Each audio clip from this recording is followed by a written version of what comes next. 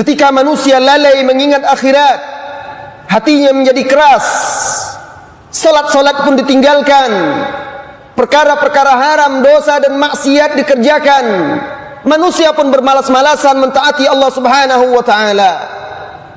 Saudaraku kaum muslimin, pernahkah engkau memikirkan satu hari, pernahkah suatu saat engkau berpikir ketika di pagi hari engkau pergi meninggalkan rumahmu untuk bekerja, pernahkah terfikir olehmu bahwa engkau bisa jadi tidak akan kembali lagi ke rumahmu kecuali jasad saja?